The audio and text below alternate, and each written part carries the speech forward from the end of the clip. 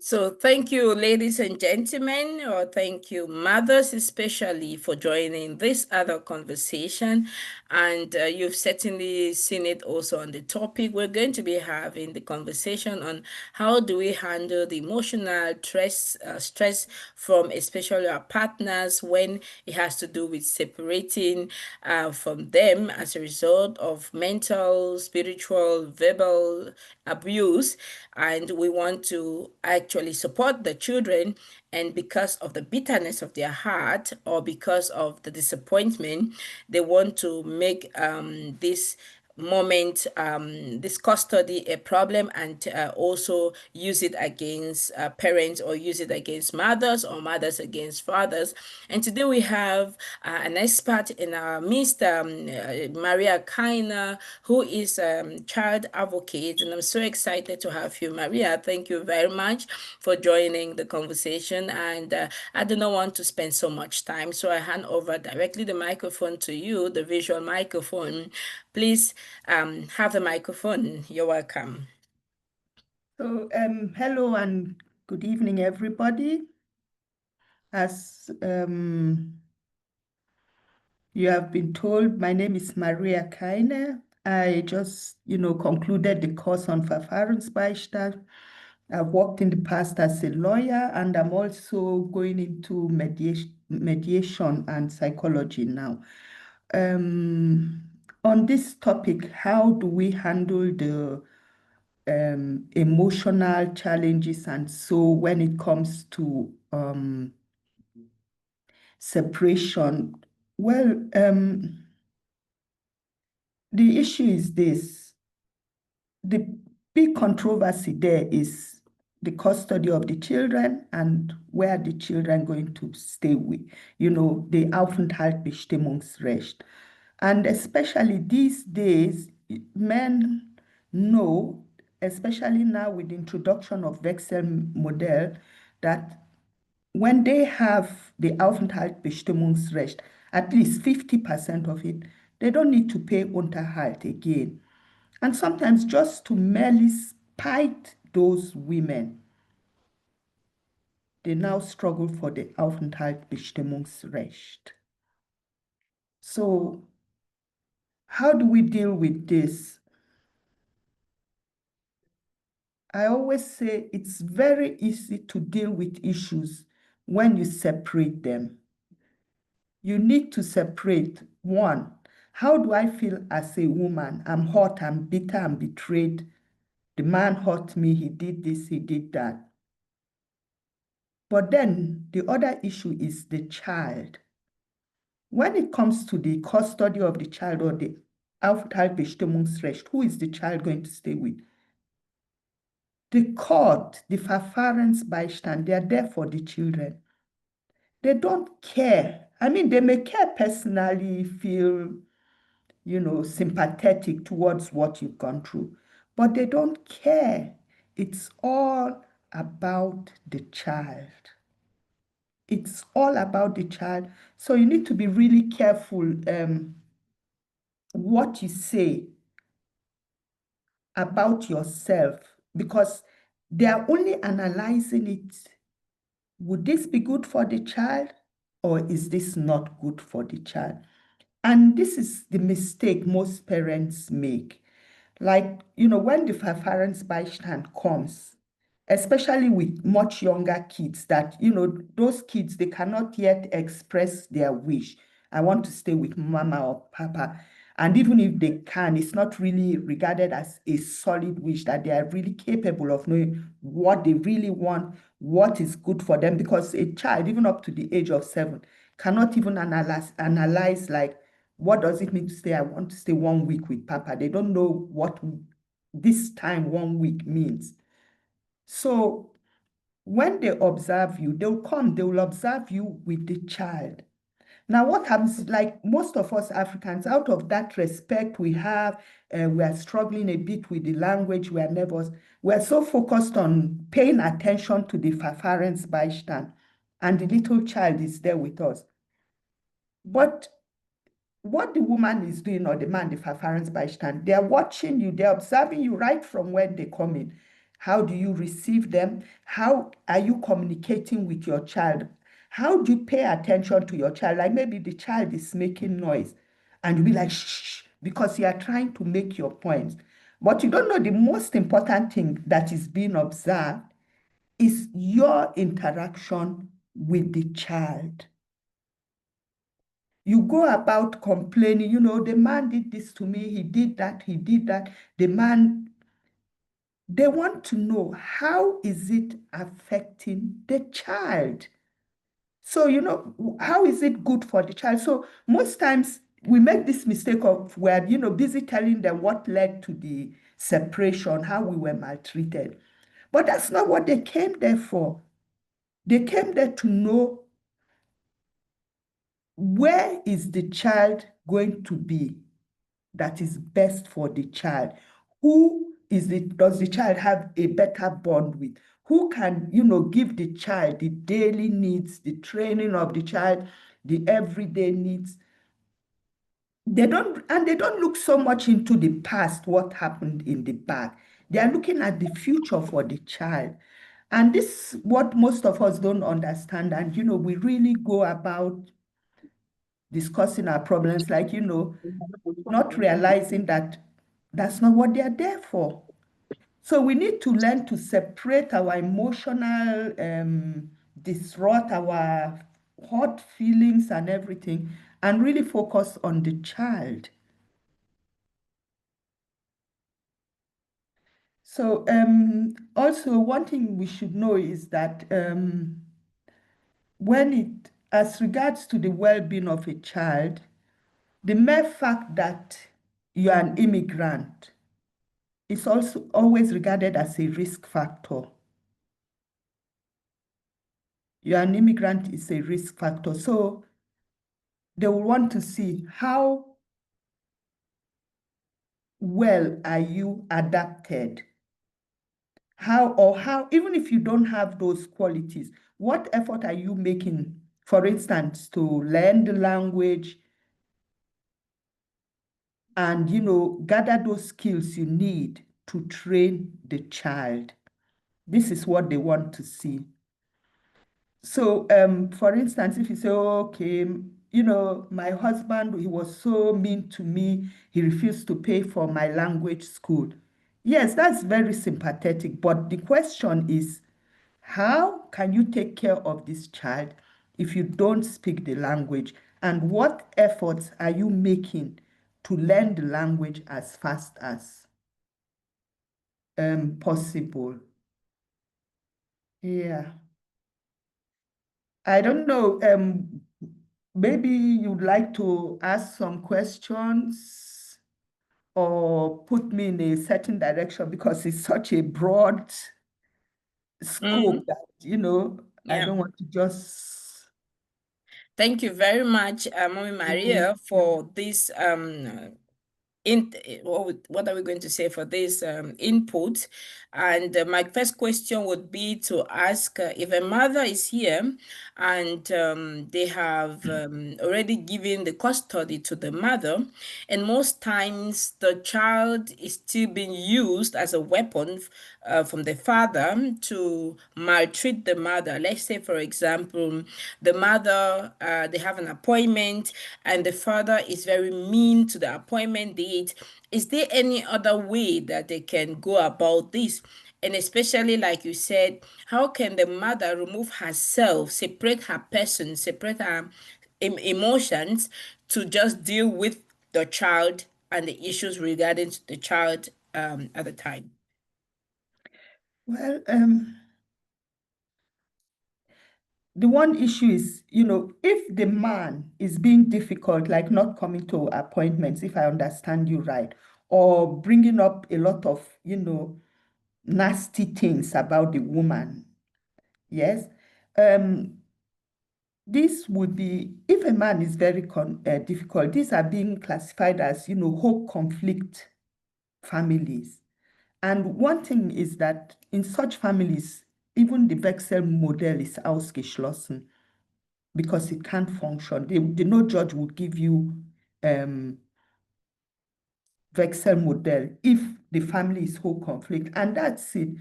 um, you'll never really be able to keep your emotions out of it. You'll never really be able to change how you feel.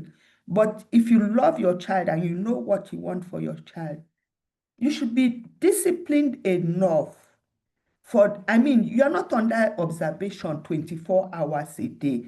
You're on observation when you go to the parents' bystand, when you are talking in the court. You should be disciplined enough during these appointments to have yourself under control.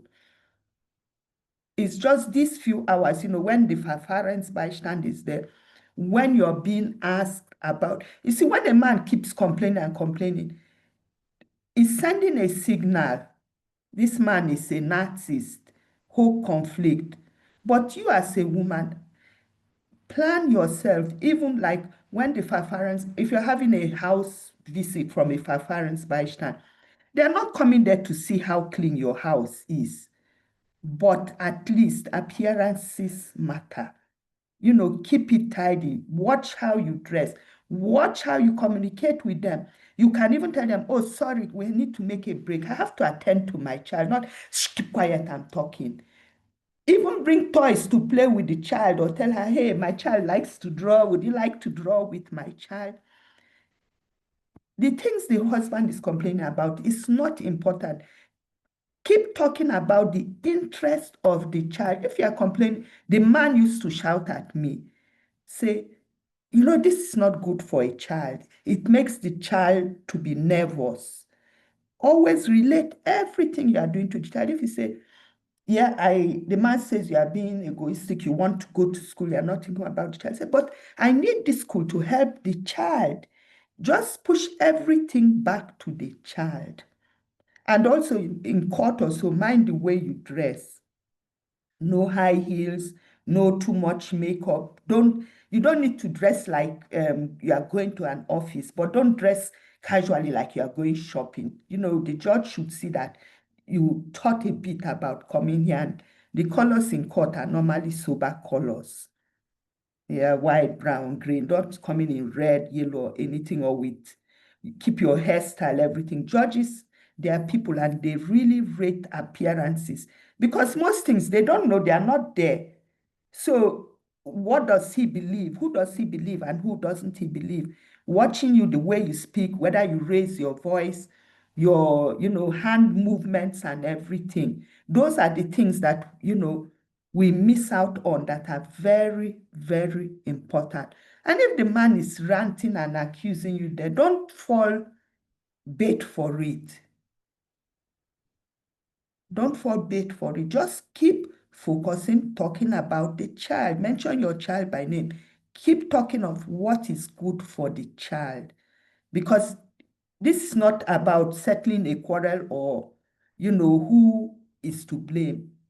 Keep focusing on the child. And that's what, it sounds so easy, but that's what is so difficult for most people. Wow, thank you so very much, Mommy Maria. This is so exciting. I'm going to have one question again to ask, and if anyone is here who wants to ask a question in that regard, please just put your hands already up using the visual handshake. My next question will be directly on the issue of when we already have classified everything is well set by the court and by the law, we still have some men that really have difficulties to say to agree with the fact that the Aufenthaltsbestimmung has been given to the mother, especially those that brought their wives from overseas, and they are really questioning and demanding that those women go back to Africa, such that if they go back to Africa, for them, then the problem has been solved. But the question will be, how well is that if the mother goes back to Africa? What about the child? Because children need both parents, mother and father. Any insight on that, please? Yeah, the men will want that, but will the court give that? Especially if the mother came with the child. That means the child already has this existing bond with the mother. And these are the things the court, they look at various things. One, who does the child have a closer bond with? Then they also look at where does the child want to be? What does the child want? Because what the child wants is also very important. As long as what the child wants doesn't endanger the child, it also plays a big role. Then they'll look at, the day-to-day management of the child. Questions like who wakes you up, who takes you to bed, who helps you shower, who does your homework with you, those things matter. And then, of course, they would look at certain things like continuity, like would you now, like if both parents, score equal on both sides now, like maybe the child was born into the home with both parents and grew up, and the mom is nice and the dad is nice, the child wants to be with both of them, then what will decide is the continuity. Like, okay, if everything is okay, would we now take the child out of the school, out of the friends, contacts he or she has, and then they would really rather opt for that parent that can, maintain that environment for the child. So it also plays a role. How far away is the mom moving? But if the child has just started school or is just starting school, then it may not be so important coming to a new school. So a lot of, factors. Thank you so very much. Any questions from your side, please?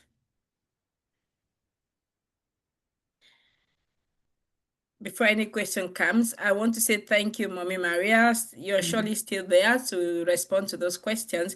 Today, we're just talking about having a conversation with parents on what happens and how do we deal with the fact that one partner is separating from the other one and there is trauma, emotional disorder or emotional trauma that comes up as a result of the separation, and how can we manage the situation. And our experts just mentioned the fact that it's so important to lay the focus on the child. It has never been about us, will not even be about us, no matter how emotional we are so touched. But important is to frame everything, reframe everything to be for the interest of that child. And I think that this is really where most parents have it all wrong, because most parents want to give us so much details about the emotional wahala they are having, about the problems, how the man is treating them and how the woman is treating them. And this is exactly what I tell our clients we don't want to hear. I don't want to get details of the conversation, because every details can actually backfire. How true is this, Mommy Maria? Can every detail actually backfire to be against the person giving lot of informations and details? Of course, um, you just give as much information as necessary. Don't give more information, because especially when you speak another language, when you have another language, there are certain things you say, they come across differently. I'll give an example. Years back, this was like, I would say over 15 years ago, I was talking to a teacher in my son's school. I just had a baby and he was in gymnasium, and I said, hey, ich bin überfordert. You know, I felt that meant, okay, it's just, when you say in English, no, it's all too much for me now. But she took it that seriously that it went to the Jugendamt. The Mutter ist überfordert.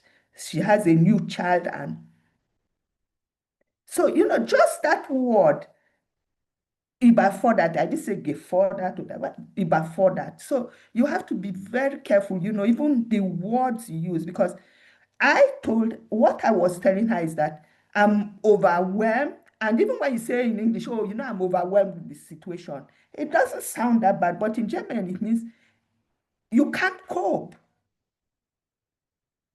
And then as much as they sympathize with you and say, oh, poor woman, she can't cope. Maybe she's married to an African man who isn't helping.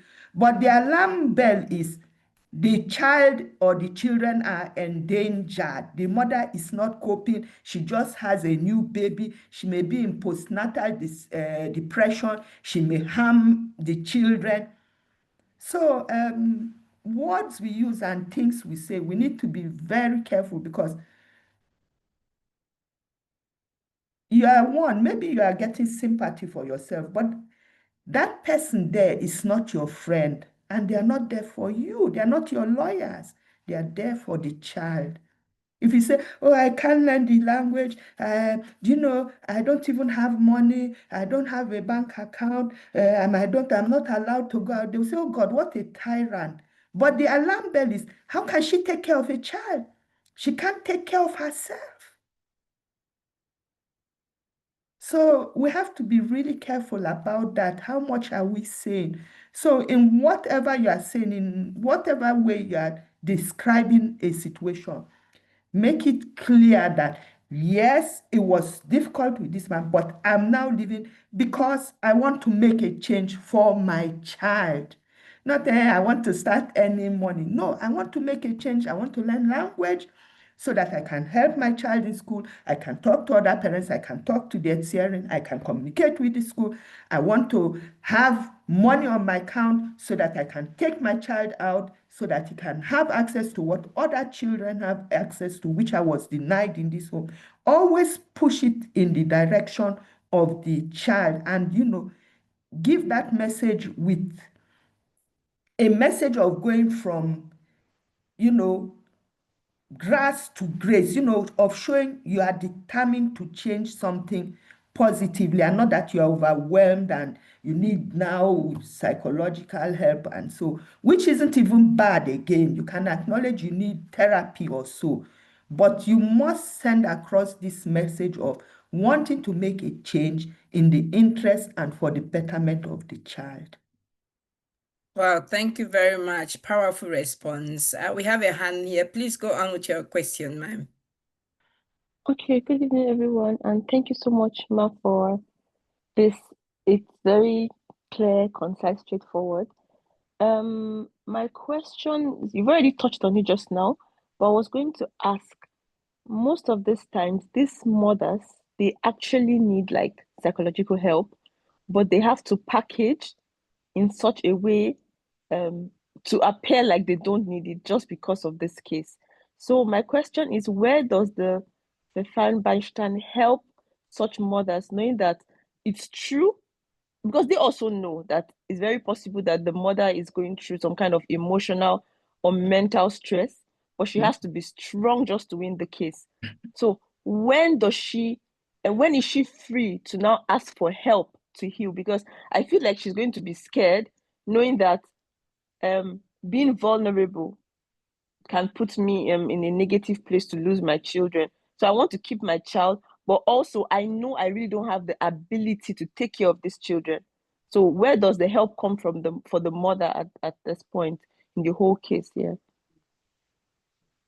You see, the mistake we make is that, when it comes to separation or issues with Jugendamt, you come into contact with many people or quite a few people that you don't actually know who is there for what.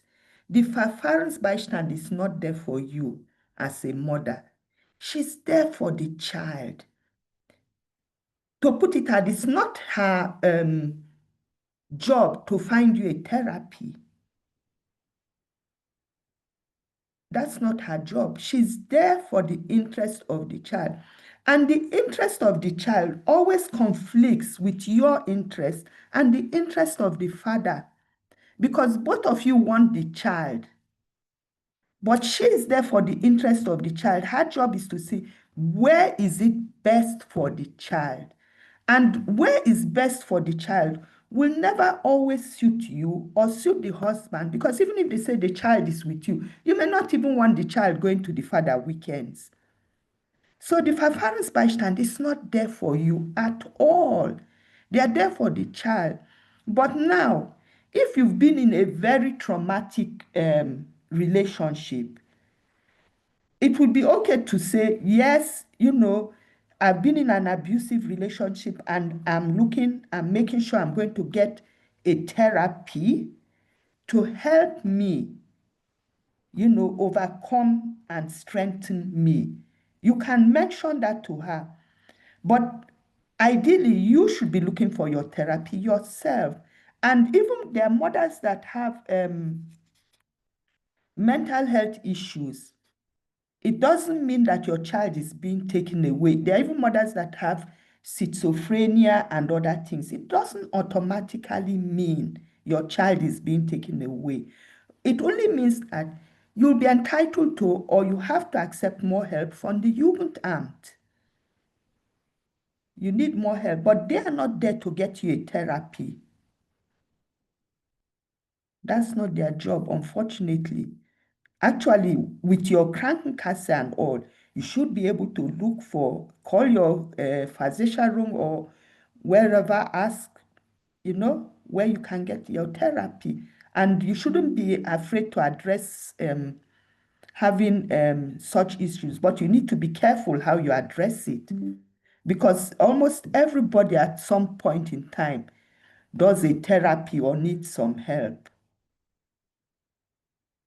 Yeah, thank you, Ma. You answered the question. I just wanted to know if it's safe to actually admit something like that. So it's possible for the mother to get help outside, and Yes, of it won't course. necessarily affect the decision of the No, Verfahrenbeistand.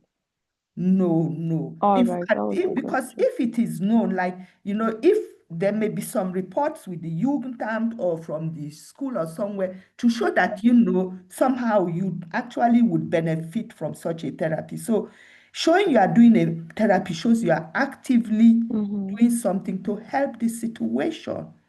Okay. Yeah, thank you, Ma. That's good. Yeah. Thank you very much, ma'am. And we have another hand. Please go on with your questions. I don't want to call any names.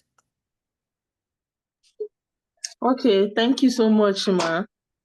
It's like this program is more especially for me. So I just want to ask, because the first question Frau Sipon asked, that's exactly for me. And I want to just ask pertaining to that, because about last 1 week ago, I have a meeting where if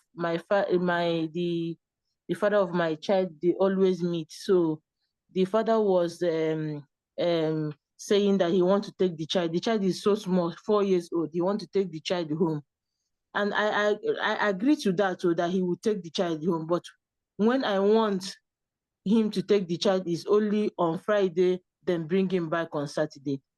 So he did not agree. He said he want to come on Saturday and bring him on Sunday evening.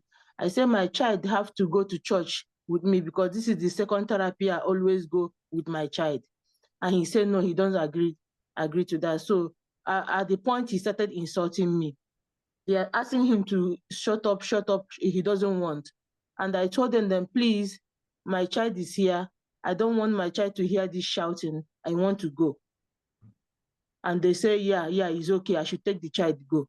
So when I left, I called the woman on phone. I told them that I don't want him to take my child anymore to sleep at home. If there's any place he will see my child, it will be there, because he have threatened me so many times that he wants to run away with the child. I don't want my child to go and sleep in his house. The woman now say, yes, I understand. Then yeah, I will give her 3 weeks. She's going to Ulov. When she come back, she have to call the father and tell her. So am I mistakenly in my action? The child lives with you. Yes. The question you have to ask yourself is, do you genuinely believe that this man will run away with the child? They said when someone is angry and says something, it has been inside his mind for a long time. You understand? He stayed to me in my presence, but I will not lie to you. He was angry then and said he's praying for me to die so that he can come and take his child. And if not because of his new girlfriend, he will have since. And if not because of his child, with his new girlfriend, they would have left Deutschland since. So because of that word, I hold that word tight, and I told these people that I don't trust this man. That's what he tell me face to face. You know something? There's a lot of women here, African women, are really suffering because German men just go and say, oh, the woman is going to kidnap the child and go to Africa. And because of that, they have to, some of them, they can't see their kids or only, with Begleitung, or they give them the kids, but they don't have access to the passport. So this issue of the man is going to take the child and run. See, the truth is that the father is the father of the child. And if the child is not endangered with the father, which I don't know, you should be really careful about denying him access to the child. Like, does he maltreat the child or not?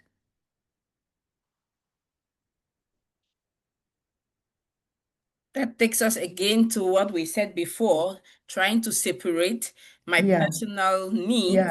and that of the child. And I think that there's one organization here in is it Göppingen or Stuttgart, and they're really, really fighting against this separating children Children from, yeah. from their parents. And I think I'm one of those who say, hey, children belong to both parents, and it's so important that they get the side also the man male gender side, the female side, that they get both now. And I have the feeling that most times it's also still because of this emotional trauma, this insult, these abuses that push some of the mothers to say, oh, I just don't want this wahala. Now, the question will be, is there any other appropriate approach where we can, those fathers can see their children without necessarily having direct contact with the mothers so that it avoids all this insult, the abuse that the mothers seem to want to experience from the parents, from the husbands? Certainly, I mean, you can even like, make arrangements like the man picks the child from kindergarten on Friday, brings the child back on Monday to kindergarten. In case there are even cases where they'll say, okay, there will be somebody to do the handover because the child is 4. Go there, drop the child, go here, pick. But the issue is that as soon as the court comes into play, you find yourself going back to court over and over again.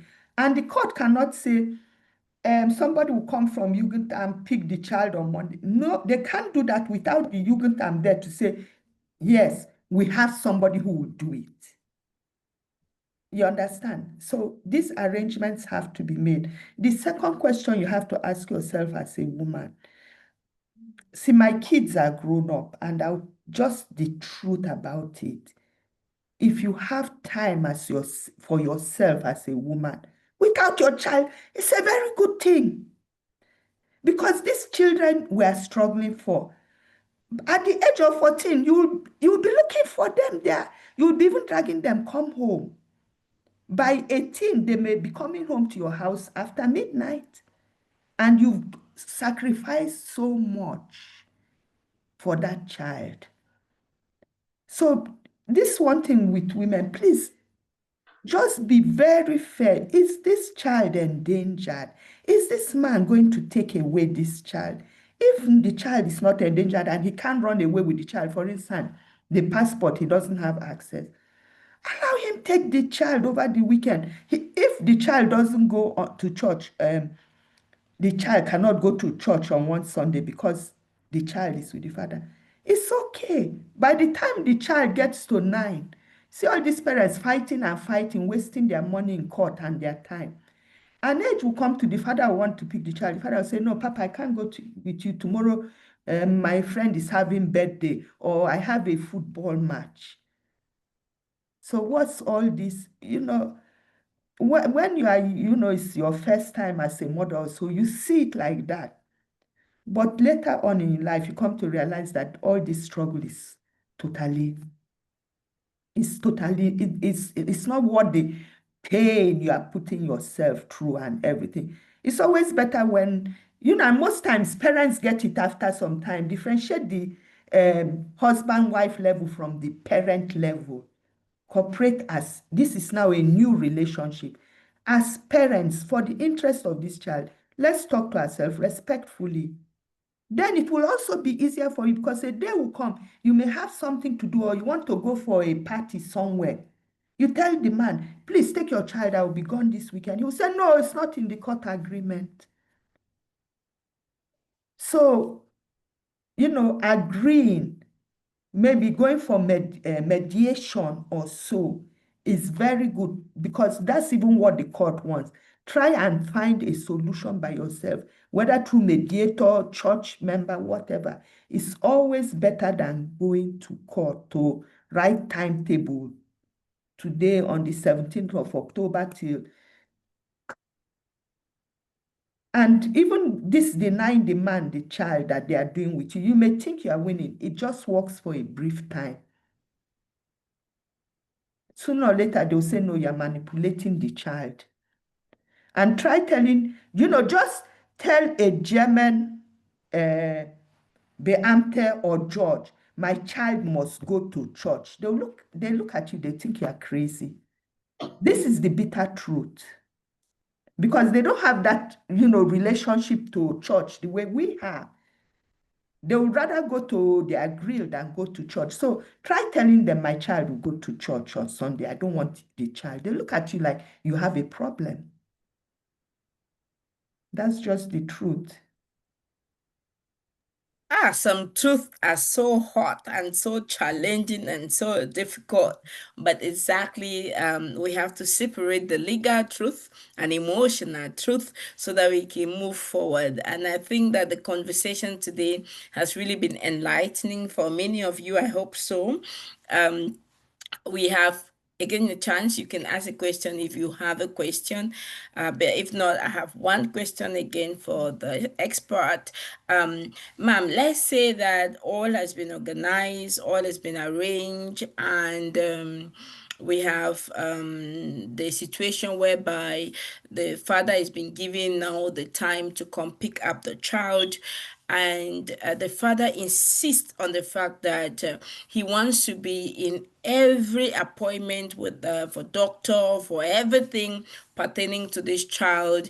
And most times when the mother now has an appointment, calls the father, he delays in the signatory, he delays in the in responding, and and then after accuse the mother of not being keeping to her own word.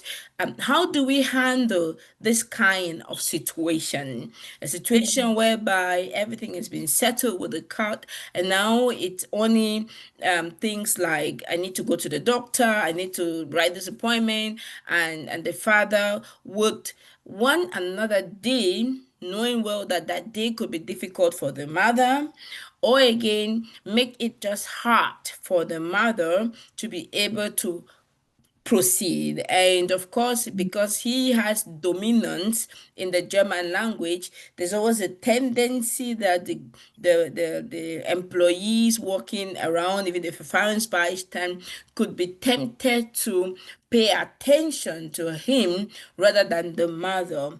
How do we manage this situation? How do wisdom come in this to manage the situation?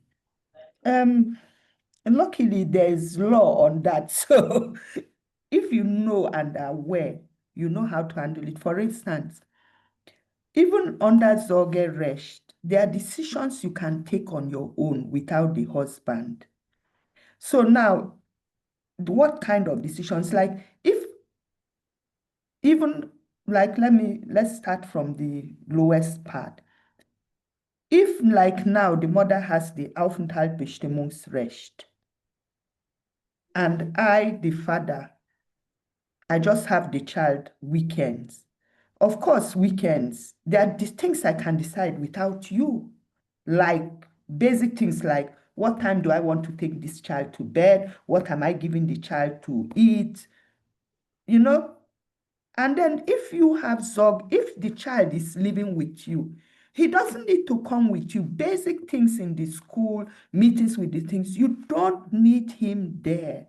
It's only certain things like his signature, what school is the child going to go to, like from nursery school to primary school or weiterführende Schule. There are certain things where, and most times the kindergarten or the school will tell you, we need the man's signature for this. And if they need to talk to the father, you can equally say, okay, not in the same meeting. Make an appointment separately. And there's some kindergarten, they'll tell you, no, we only deal with one parent in such case, but the other parent has a right to be informed. Then they'll send him what he needs to hear. So you don't need to go to every doctor's, the routine checkups, all those things. You don't need him there, and he doesn't have to be there. But there are certain things like, if the child needs to have an operation, of course, he needs to consent. And you need to give him room in the hospital to also see the child. But you don't drag him to every single appointment. And if over time, like it's difficult for the man that he doesn't sign things for the school, you can always remove a part of the Sorgerecht from the man. Like when it comes to Schulangelegenheit, if the man is being difficult signing medical things, you can remove that part of the Sorgerecht from Please him. come in again. Explain this exactly, because I think this is what some parents would want to hear. How do we remove that part of the Sorgerecht without necessarily removing the complete Sorgerecht from the father? Yeah, that would be the option the court will be more interested with. By the time you complain to the Jugendamt and you show that the child um,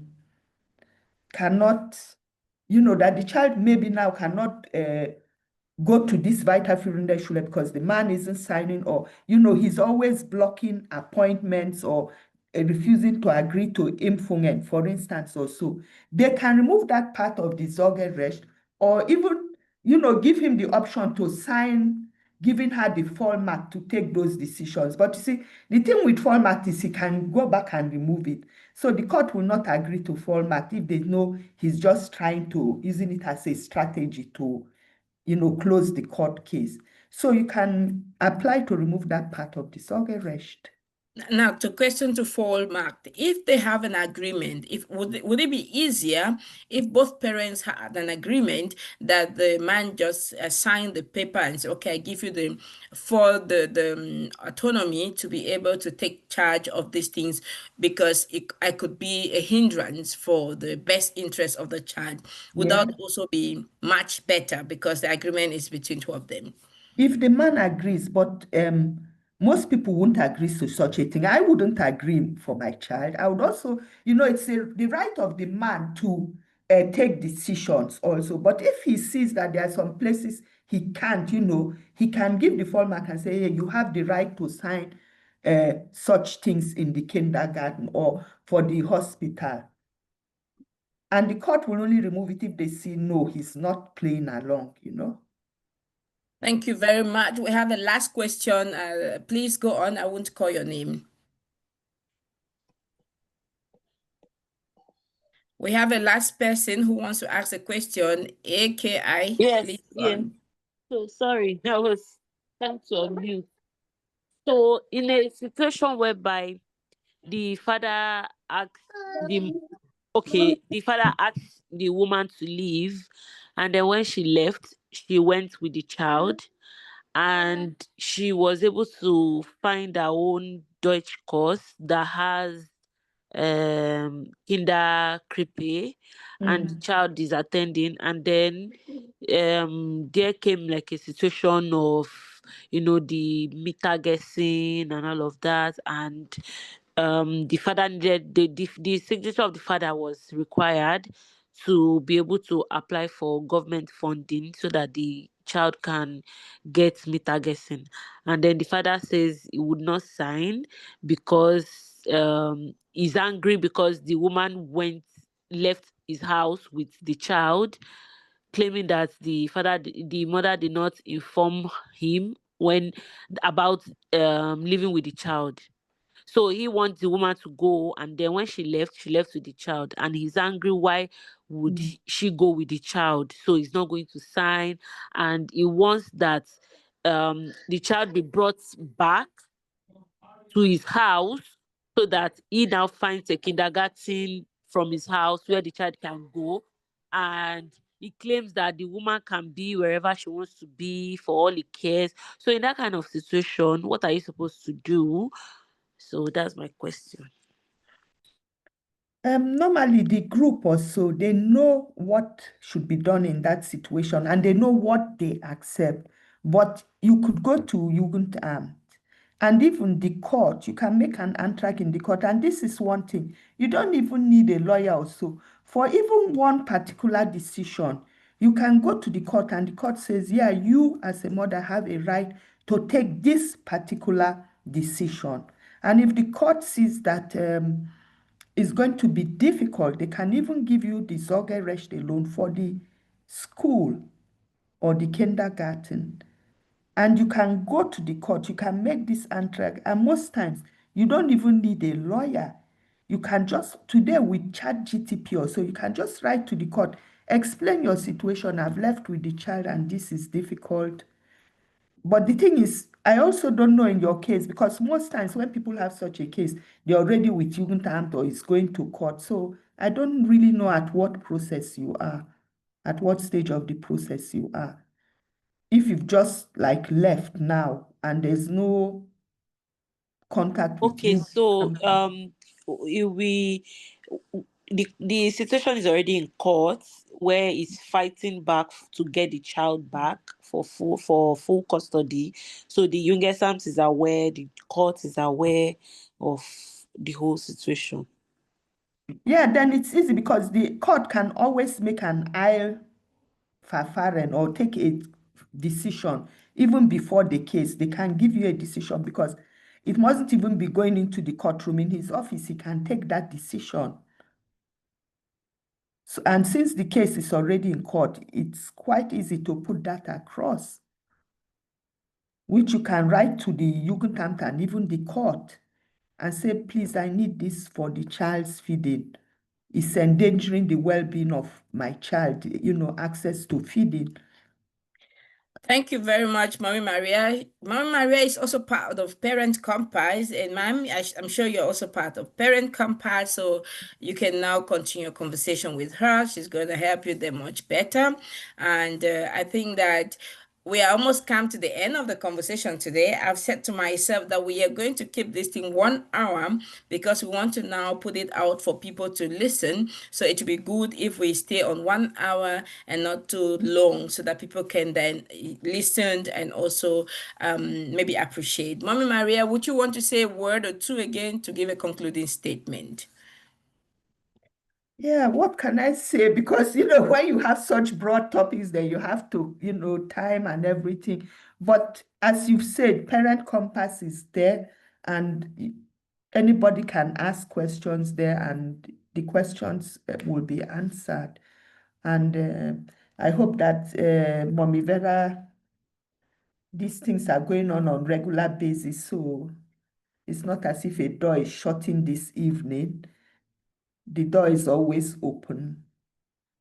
So other questions can definitely be answered. Thank you very much. I'm so happy that we have experts in this area, and this is going to be, for me, it's innovative also for the social system, especially the family social system in Germany. And I'm happy that we're also having Afro social workers or Afro Verfahrensbeistand in our midst. And I'm very glad to have you, Mommy Maria, and for your expertise. I want to say this again. Mommy Maria is not only a Verfahrensbeistand, she is also a legal practitioner and also doing law. Even after she did that in Nigeria, is still doing it, also studying in Germany. And in addition to that, what makes it more exciting is the fact that Mommy Maria is a mother of 10 children and she raised 11. them, 11, sorry, oh, and she raised them, or most of them, or all of them here in Germany. So she has gone through many, many processes. We can see here a combination of practical work as well as the legal work. Thank you very much. It's an honor to have Thank you you. in our midst. And please, ladies and gentlemen, you keep joining the Parents Compass. If you have questions on this regard, those of you who are already member, just write down your question and don't feel shy, because we are a family and we support you the holistic way. God bless you and see you next time. Bye-bye. Bye-bye. Bye. Bye.